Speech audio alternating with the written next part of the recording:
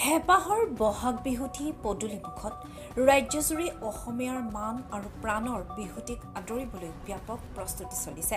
ইয়াকে লৈ ইতিমধ্যে স্থানে স্থানে আয়োজিত বিহু আখৰা তথা কৰ্মশালাসমূহে আগতীয়াকৈ ৰঙালীৰ আনন্দ উৎসাহ দুগুণে বৃদ্ধি কৰিছে।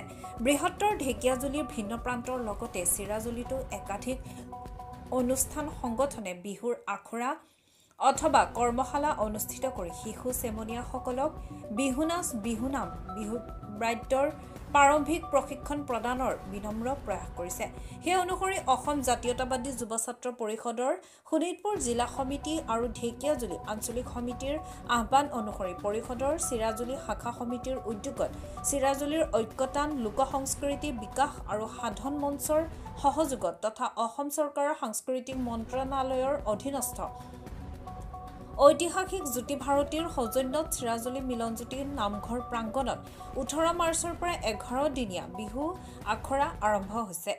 এই প্ৰশিক্ষণমূলক আখৰাটি এক উদ্বোধনী অনুষ্ঠানৰ মাজেদি চিৰাজুলি শাখা সাহিত্য সভাৰ সভাপতি তথা অৱসৰী কৃতি শিক্ষক সমাজকৰ্মী ধ্ৰুৱজ্যোতি কাকতিয়ে ধূপ জ্বলাই আনুষ্ঠানিকভাৱে মুকলি কৰি চমু বক্তব্য প্ৰদান কৰে।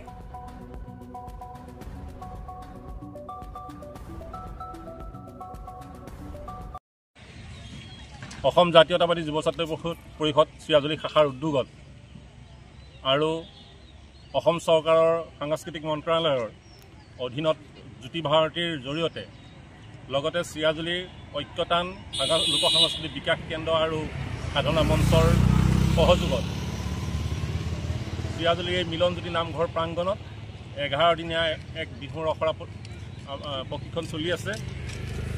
ইতিমধ্যে আমাৰ যোৱাকালি এই প্ৰশিক্ষণৰ শুভ উদ্বোধন হয়। আমাৰ ইয়াত এতিয়ালৈকে প্ৰায় 60 গৰাকীৰ ঊৰ্ধত প্ৰশিক্ষাৰ্থীয়ে অংশগ্ৰহণ কৰিছে। আমি আশাবাদী যে এই প্ৰশিক্ষণৰ জৰিয়তে আমাৰ অঞ্চলটোত এক সাংস্কৃতিক বাতাবৰণ সৃষ্টি কৰাত আমি সফল হ'ম। এই প্ৰশিক্ষণলৈ আমি আমন্ত্ৰণ কৰিছোঁ ইতিমধ্যে প্ৰশিক্ষক হিচাপে যোৱা বৰ্ষত অসম চৰকাৰে যি বিশ্ব ৰেকৰ্ডৰ বাবে মাষ্টাৰ ট্ৰেইনাৰ নিযুক্তি দিছিল, সেই মাষ্টাৰ ট্ৰেইনাৰসকল দুজন আহি আমাক প্ৰশিক্ষণ দিছে। লগতে সেই বিশ্ব ৰেকৰ্ডৰ লগত জড়িত কেইবাগৰাকীও বিহু নৃত্যশিল্পীয়ে আহি ইয়াত শিশুসকলক নৃত্য শিকাইছে। ইয়াৰ উপৰিও এই প্ৰশিক্ষণলৈ আমি আমাৰ অসমৰ যি ঢোলৰ ওজা বিহু সম্ৰাট সোমনাথ ওজাক আমি আমন্ত্ৰণ জনাম। লগতে বিহুৰত্ন আমাৰ জয়ন্ত সোণোৱালকো আমি ইয়ালৈ আমন্ত্ৰণ কৰিম। ইয়াৰ উপৰিও আমাৰ ইয়াত এক গৌৰৱৰ বিষয় যে আমাৰ স্থানীয় যি ঢেকীয়াজুলিৰ ৰূপজ্যোতি আঞ্চলিক বিহুৱা দল আছে, সেই দলৰ লগত জড়িত আমি বিহু শিল্পীসকলকো আমি ইয়াত আনি আমাৰ শিশুসকলৰ যি প্ৰশিক্ষণ তাত সহযোগৰ বাবে আমি আমন্ত্ৰণ কৰিছোঁ। তেওঁলোকো আহিব।